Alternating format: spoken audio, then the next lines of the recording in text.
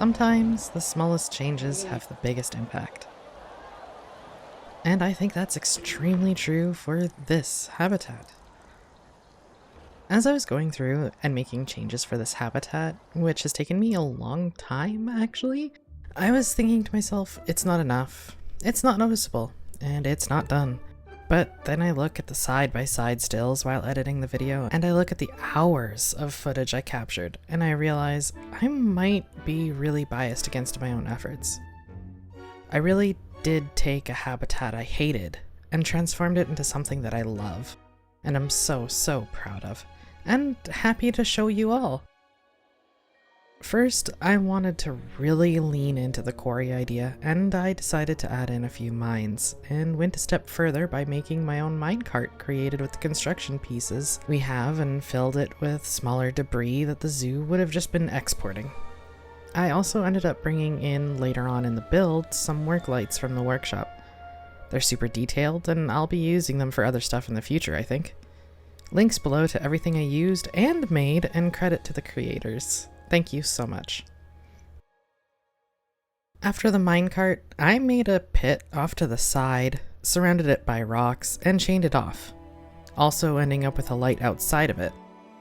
I did place a solid shape in the bottom, colored black so it looks deep, but I think the Triceratops could probably walk in and out no problem.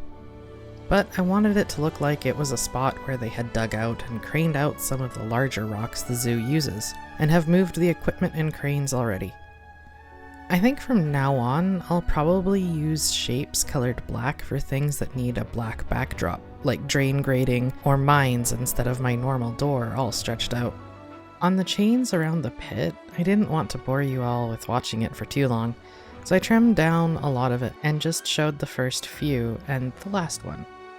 And then we move into the viewing platforms, made by Sam the Dynafan. They are really well made and perfect for the spaces we had. I didn't want a viewing platform too large, too heavy, and I also didn't want a really small one. I feel that these round, lifted ones are great fits. They offer great viewing spots, and lets me add in just a few details nearby to tease the eye. I did make the first ramp and railings using in-game assets. For the second platform, I used a workshop set. One day I'll spend some time making my own ramps, railings, and walkways for my zoos to use. This way I can make shapes and angles that fit my needs or can be easily molded for them. But time is an issue, so not right now. After that, I adjusted the barriers a little bit, and then brought the mountains in closer and taller, making them loom a bit more just like I wanted. I could have fought with them a bit more to make them just a little bit more gloomy and imposing, but I think I did okay, making them dark and bare, and I added in a rock cave at the base and filled it with some bedding for the trikes, and brought one of the rocks out just a bit so it looks from some angles that the cave turns and continues on past where it actually does. I did lead some rocks further up the mountain, and in one of the future live streams I do for the zoo, I'll go back and add more, making it look windblown and lifeless. I really want it to look like it's a mountain of rock that the zoo had been getting ready to clear out. I set up the second viewing platform near the first mine and pit, and added a walkway that's accessible early on in your visit to the zoo. When adding in the foliage, I made sure not to block too much of the scenes. I wanted them peeking through and visible, and making it interesting for the viewers. When I come back to adding in seating and signs and decor, I'll add in a billboard-style sign that talks about the origins of the habitat being the quarry.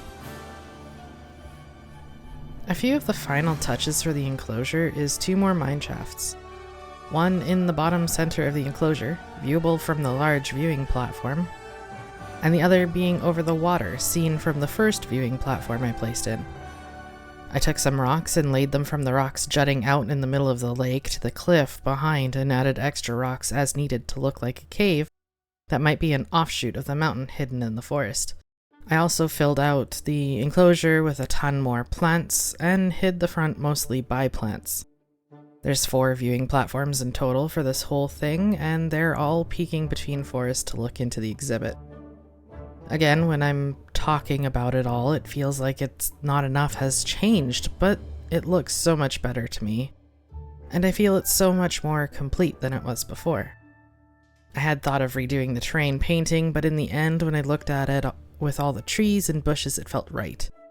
It's mulchy in the forest and muddy down by the water, and just enough grass in the between parts to feel right. Towards the end, I finished off some of the details around the enclosure with some construction stuff near the front just before one of the viewing platforms. Not too messy, just a little bit, with some construction tape blocking the guests. I also added in a shopping center that the zoo had made to look like a mining cave with faux rock and wood beams holding them up, and a staff room out the back that hints at the make-believe that the zoo created. Nothing too extravagant, just a little shopping building. I still need to add in some more food and drink stuff, so maybe I'll toss in some vending machines in there for now. But that's all I have left to say about this build. I'm so happy with the end result. It's much better in my opinion than when I first made it a few weeks ago. I hope you all enjoyed seeing me update it, and I hope you all join me in the next one. Take care.